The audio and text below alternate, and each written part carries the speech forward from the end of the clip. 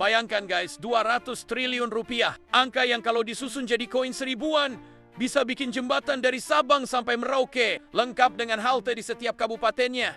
Baru-baru ini pemerintah telah menggelontorkan dana jumbo tersebut ke dunia perbankan. Katanya, demi menjaga likuiditas dan menggairahkan ekonomi rakyat. Rakyat yang masih mikir mau bayar listrik atau beli beras untuk bertahan hidup. Kebijakan ini resmi masuk lewat program penempatan dana di Himbara, himpunan bank milik negara.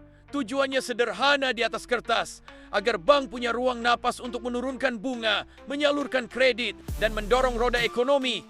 Katanya, bunga bank sudah mulai turun. Bank Indonesia rate sekarang ini di kisaran 5,75% setelah sempat di level 6%. Artinya, bunga kredit juga ikut melemah. Teorinya sih bagus, kredit modal kerja jadi ringan, cicilan rumah lebih lunak. Tapi di lapangan, bank di negeri plus 62 ini baru bakal nurunin bunga kalau nasabahnya udah megap-megapan dan hampir kehabisan napas. Iya kan guys? Betul kan? Namun tahun ini ada jalur baru yang cukup menarik. Dana itu tidak berhenti di bank saja. Sebagian justru dialirkan melalui Koperasi Merah Putih, sebuah wadah ekonomi rakyat yang mulai menggeliat. Mekanismenya begini, masyarakat yang punya program usaha atau kebutuhan modal kerja bisa mengajukan proposal pinjaman lewat koperasi. Lalu, koperasi itulah nantinya yang melanjutkan ke perbankan. Kalau disetujui, dana turun dari bank ke koperasi, lalu disalurkan ke masyarakat. Model yang sederhana, tapi kalau dijalankan jujur, ini bisa jadi cara cerdas menjembatani dunia keuangan formal dengan ekonomi rakyat bawah. Asli serius, keren sih ini. Tapi kita lihat ya seperti apakah perjalanannya ke depan nanti. Kan program ini belum juga jalan setahun. Lagi lucu-lucunya lah kalau kata orang guys. Iya kan? Dilihat dari perjalanannya sampai saat ini, masih oke lah, hasilnya mulai terasa. Koperasi Merah Putih tak hanya menyalurkan pinjaman saja, tapi juga menjual produk kebutuhan dasar dengan harga lebih murah kepada anggota dan masyarakat sekitar. Rakyat kecil jadi bisa bernafas sedikit lega, yang dulunya antri di warung sambil berharap harga minyak turun. Sekarang bisa beli dari koperasi dengan harga yang lebih masuk akal. Inilah yang dibilang bentuk konkret kebijakan fiskal yang menyentuh akar rumput.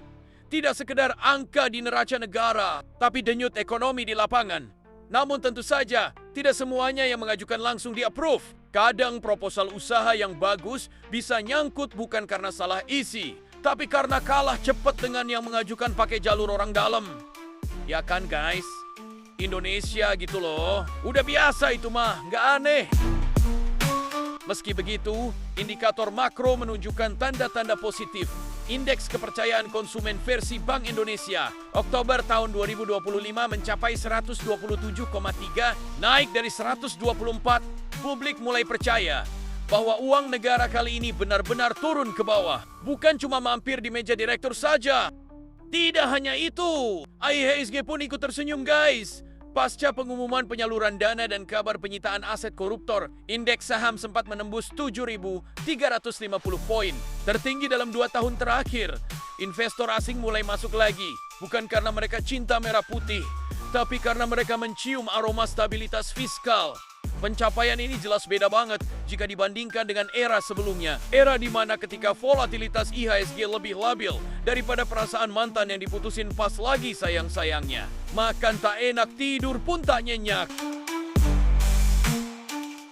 Bukan cuma dari 200 triliun saja. Pemerintah lewat Satgas, TPPU dan Kejaksaan Agung juga berhasil menyita lebih dari 300 triliun rupiah hasil kejahatan. Korupsi di berbagai bidang. Angka yang fantastis guys, cukuplah buat bangun 2.000 rumah sakit di berbagai daerah. Yang pasiennya rata-rata adalah para pejabat korup. Sakit keras gara-gara makan duit rakyat selama 10 tahun di rezim sang mantan kemarin. Angka itu belum lagi ditambah langkah efisiensi, seperti penghapusan bonus komisaris BUMN loh guys. Menariknya, di sini pemerintah juga menegaskan tidak akan menaikkan pajak dalam waktu dekat ini. Menteri Keuangan Purbaya paham, menaikkan pajak di tengah ekonomi lesu itu seperti menyuruh orang diet di bulan puasa. Bukan badan sehat, yang ada malah bikin rakyat pingsan massal. Sebelum lanjut, gimana menurut kalian guys? Komen deh kalau mau. Dan kira-kira topik menarik apa lagi yang bakal kita bahas di video selanjutnya. Jangan lupa juga like video ini. Kebijakan fiskal kali ini patut diacungi jempol, menyalurkan likuiditas tanpa membebani rakyat, menyita dana koruptor tanpa drama, dan mendongkrak koperasi rakyat tanpa pidato panjang. Kalau pola koperasi merah putih ini diperluas, efek dominonya bisa luar biasa. UMKM bisa tumbuh, lapangan kerja terbuka, dan konsumsi masyarakat naik. Inilah contoh bagaimana fiskal bisa menyentuh sosial, bukan hanya menguntungkan korporasi saja. Diketahui, data Bappenas dan IMF masih mematok pertumbuhan ekonomi Indonesia di kisaran 5,3 sampai 5,6% pada tahun ke-2025. Namun target ambisius 8% di tahun 2026 tetap jadi mimpi besar. Dan untuk mencapainya, 3 mesin harus berjalan serempak. Fiskal ekspansif yang efisien, koperasi dan UMKM yang produktif, dan investasi yang tumbuh dari kepercayaan, bukan sekedar insentif semata. Dan kalau jalur seperti Koperasi Merah Putih benar-benar jadi model nasional, ini semua akan menorehkan kembali dalam sejarah bahwa kisah sukses ekonomi rakyat bukan lagi mimpi dan angan-angan semata. Indonesia Emas di tahun 2045 memang benar ada di depan mata rakyat, bukan hanya para pengusaha kelas kakap. Jadi, ketika pemerintah menyalurkan dana ratusan triliun, menyita aset koruptor, dan menahan diri untuk tidak menaikkan pajak, ini adalah langkah fiskal yang kalau dijalankan konsisten bisa jadi warisan berharga. Namun rakyat tetap harus mengawal. Karena uang negara tanpa pengawasan rakyat itu ibarat mobil ambulan kosong di jalan raya. Pakai sirina bukan buru-buru untuk pasien sakit, tapi taunya buru-buru karena si sopir nggak mau kena macet doang.